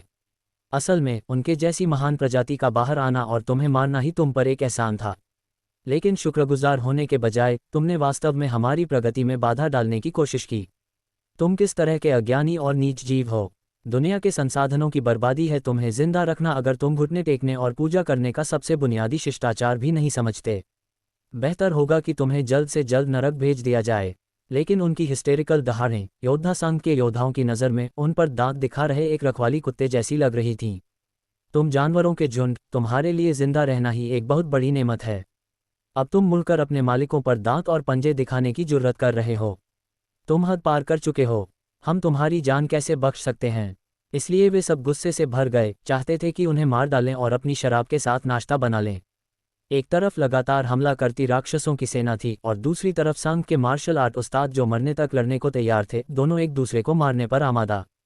पलक झपकते ही काले छाया राक्षस कई 100 मीटर की दूरी तय करते हुए लोगों की दीवार तक पहुंच गए और फिर अपने तेज पंजे बढ़ाकर रास्ता रोकने वाले योद्धाओं के सिर पकड़ने की कोशिश की। ये देखकर अपनी जगह पर जमे योद्धाओं ने अपनी सुरक्षात्मक ऊर्जा को सक्रिय कर दिया। मारे जाने का इंतजार करने के बजाय उन्होंने पहल करते हुए हमला किया, दुश्मन के पंजों से बचते हुए और फिर दुश्मन के पेट में मुक्का मारा। एक दबी हुई धप के साथ राक्षसों के शरीर पर लहरें उभरी, जिन्होंने योद्धा के मुक्के को पूरी तरह से बेअसर कर दिया। बिल्कुल पहले की तरह वे पूरी तरह से सुरक्षित थे और अपनी जगह पर मजबूती से खड़े थे, मानो मुक्का उन्हें कभी लगा ही न हो। योद्धाओं को शायद इसका अंदाजा था, इसलिए पहले मुक्के के बाद वे वहीं नहीं रुके। इसके बजाय उन्होंने अपने बेहतरीन हुनर का इस्तेमाल किया, कोई कसर नहीं छोड़ी, सब कुछ अपने सामने मौजूद यक्ष की काली आकृति पर झोंक दिया। हालांकि अपने भयंकर हमलों के बावजूद वे राक्षस की लहरदार सुरक्षा को तोड़ने में पूरी तरह असमर्थ थे। लेकिन ये सब बुरी खबर नहीं थी। हालांकि योद्धा राक्षसों की सुरक्षा को भेदने में नाकाम रहे, लेकिन इस हमले के बाद राक्षसों का आगे बढ़ना प्रभावी रूप से रुक गया था। इसके अलावा जबकि वे राक्षसों को हरा नहीं सकते थे, राक्षस भी उन्हें हरा नहीं सकते थे। इस प्रकार इस गतिरोध में लड़ाई फिर से भीषण हो गई। जमीन से न तोड़ पाने पर छाया यक्षों ने हवा में छलांग लगाने की कोशिश की। हालांकि यह एक अच्छा विचार था, लेकिन योद्धा हवा में मंडरा रहे थे, उनका रास्ता रोक रहे थे और स्थिति को एक बार फिर से गतिरोध में डाल दिया। हालांकि ये स्थिति ज्यादा देर तक नहीं चली, क्योंकि छाया यक्षों के पास भारी संख्यात्मक लाभ था। भले ही एक योद्धा 2 राक्षसों को रोक ले, फिर भी जनशक्ति काफी कम थी। इसलिए जब योद्धाओं की संख्या खत्म हो गई तो अतिरिक्त छाया यक्ष विशाल मानव दीवार के ऊपर से कूद गए और समूह के पीछे विला क्षेत्र की ओर बढ़ गए। दूर से कोई भी देख सकता था कि मानव दीवार के ऊपर से कूदते हुए और वापस जमीन पर उतरते हुए राक्षसों का सैलाब उमड़ रहा था। दीवार को दोनों तरफ से घेर रहा था, जैसे सड़े हुए मांस पर चढ़ती चींटियां। घनी भीड़, हर जगह परछाइयां। इस मानव दीवार को पार करने वाले सभी छाया यक्षों ने जमीन पर उतरते ही एक कान फाड़ देने वाली दहाड़ मारी, मानो इस तरह अपनी जीत का ऐलान कर रहे हों। दहाड़ने के बाद वे रुके नहीं, उन्होंने तुरंत अपने हाथ पैर हिलाए और जंगली जानवरों की तरह पागलों की तरह विला क्षेत्र की ओर दौड़ पड़े। जैसे जैसे वे विला क्षेत्र के और करीब आते गए, मानो किसी भी पल विला क्षेत्र में कूद सकते थे, अचानक आसमान से आग का एक गोला गिरा और सबसे आगे हमला कर रहे राक्षसों के समूह के बीच में जा गिरा। एक कान फाड़ देने वाली गड़गड़ाहट के साथ पूरी धरती भयानक रूप से कांपने लगी। लपटें तुरंत बिखर गईं, हर राक्षस पर चींटे मारते हुए और उनके शरीरों को सुलगाते हुए पल भर में उन्हें राख में बदल दिया, जो फिर जमीन पर एक मोटी परत की तरह जम गई। यह अंत नहीं था। लपटें गिरने के बाद वे दोनों तरफ फैल गईं, उन सभी छाया यक्षों को पीछे धकेल दिया जो रेखा पार करना चाहते थे। लेकिन छाया यक्ष आसमान से गिरते रहे और जल्द ही आग की दीवार के सामने की खाली जगह उनसे भर गई। वे एक दूसरे को कुचल रहे थे और दहाड़ रहे थे, एक अराजक दृश्य पैदा कर रहे थे जो एक जीते जागते नरक जैसा लग रहा था। जैसे जैसे और छाया यक्ष इकट्ठा होते गए, यहाँ तक कि सामने की कतार वाले यक्ष, जो आगे बढ़ने के इच्छुक नहीं थे, भीड़ द्वारा धक्का मुक्की करके आगे बढ़ा दिए गए। मूल रूप से आग की दीवार तक की दूरी 10 फीट से कम थी, लेकिन अनगिनत छाया यक्षों के दबाव में ये सिकुड़कर 1 फीट से भी कम रह गई है। सामने की कतार में मौजूद वे छायादार आकृतियां आग की दीवार की भीषण गर्मी को भी महसूस कर सकती थीं, और भीष्म सिंघानिया उन जानवरों के खून की तीखी बदबू को साफ सूंघ सकते थे। मेरे भीष्म सिंघानिया के यहाँ होते हुए कौन इस रेखा को आधा कदम भी पार कर सकता है? सफ़ेद बालों वाला, जवान दिखने वाला बुजुर्ग अनगिनत राक्षसों के सामने अकेला खड़ा था। उसकी पीठ आवासीय क्षेत्र की ओर थी और वह जोर से चिल्लाया। जैसे ही उसने वह चीख निकाली, उसके किनारों पर फैली लपटें अचानक ऐसे भड़क उठी जैसे उनमें एड्रेनालाइन का इंजेक्शन लगा दिया गया हो। उनकी ऊंचाई उनके सामने योद्धाओं द्वारा बनाई गई मानव दीवार से भी ऊपर निकल गई। अध्याय 1610। मुझे याद है, मैंने उसे बहुत अच्छे से सुरक्षित किया था। राक्षस, जो सोच रहे थे कि वे अपना मिशन पूरा करने ही वाले हैं, अचानक रोक दिए गए और गुस्से से पागल हो गए, आसमान की ओर मुंह करके दहाड़ने लगे। विशाल ध्वनि तरंगें ऐसी लग रही थीं मानो आसमान को ही फाड़ देंगी। भीष्म सिंघानिया की ओर उनकी नज़रों में बेहिसाब खूनी इरादे भरे थे, जैसे कि उन्हें जिंदा चबाकर ही उनकी नफरत शांत होगी। हरामजादों, अपना बकवास बंद करो। भीष्म उस शोर से चिढ़ गए और तुरंत गाली बकी। फिर उन्होंने 2 उंगलियों से तलवार की मुद्रा बनाई और अपनी ऊर्जा को केंद्रित करना शुरू कर दिया। पल भर में आग की दीवारों के चारों ओर से लपटें निकलीं, फिर लगभग 1 फीट चौड़े अग्निसर्प में बदल गईं, जो भीष्म की तलवार जैसी उंगलियों की ओर बढ़ रहा था। जैसे ही अग्निसर्प आपस में मिले, मूल रूप से साधारण दिखने वाली उंगलियां बाजरे के दाने के आकार की एक नन्ही रोशनी से चमकने लगीं। जैसे ही अग्निसर्प शामिल हुआ, वह बाजरे का दाना धीरे धीरे बढ़ने लगा, लेकिन बहुत धीमी गति से, नंगी आंखों से लगभग न के बराबर।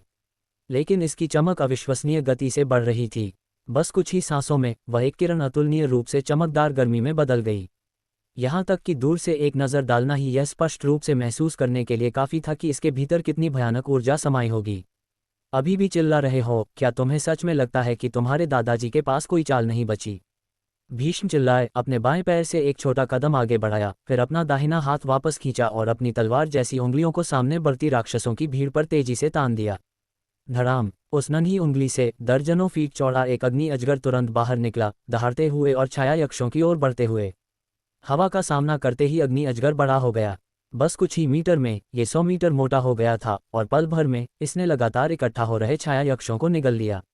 महज एक पल में वे छाया राक्षस जिन्होंने मानव दीवार को पार किया था, भीष्म की तोप की आग से धूल में मिल गए। घनी काली रात के आसमान में भीष्म आग की दीवार के सामने खड़े थे, बेहद छोटे दिख रहे थे, फिर भी स्वर्ग से उतरे अग्नि देवता की तरह राजसी। ये नज़ारा देखकर लक्ष्य हैरान रह गया और मौके पर ही चिल्ला पड़ा, अबे साले, ऐसा भी खेला जा सकता है? हालांकि भीष्म ने मानव दीवार और अग्नि दीवार के बीच के सभी छाया यक्षों को साफ कर दिया था, लेकिन उनकी संख्या बहुत ज्यादा थी और बहुत से और छाया यक्ष जल्दी ही दोनों दीवारों के बीच इकट्ठा हो गए। इसके अलावा लोगों की अगली पंक्ति दुश्मन की भारी संख्यात्मक श्रेष्ठता के तहत भारी नुकसान उठाने लगी थी और पूरी मानव दीवार ढहने की कगार पर पहुंच गई थी। भले ही लक्ष्य रोशनी की एक किरण में बदल गया और मानव दीवार की मरम्मत की, लेकिन वह भी भारी पड़ गया, जिससे मानव दीवार में कई दरारें आ गईं जिन्हें भरा नहीं जा सकता था, बिल्कुल बाढ़ से कटे हुए बांध की तरह, जो किसी भी समय टूटने के खतरे में था।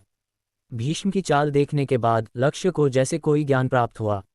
जैसे ही मानव दीवार टूटने वाली थी, वह अचानक आसमान में उड़ गया, तुरंत अपने ऊपर बमबारी करने के लिए बिजली के फटने को आकर्षित किया। घुपकाला आसमान तुरंत इन आकाशीय बिजलियों से रोशन हो गया, एक पल में दिन जैसा उजाला हो गया।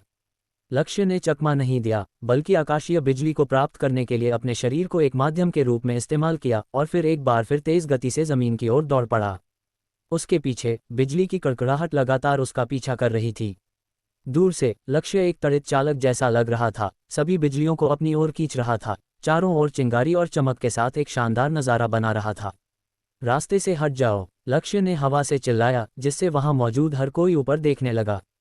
जब सबने देखा कि क्या हो रहा है तो लगभग सभी एक साथ चिल्ला पड़े, अरे बाप रे!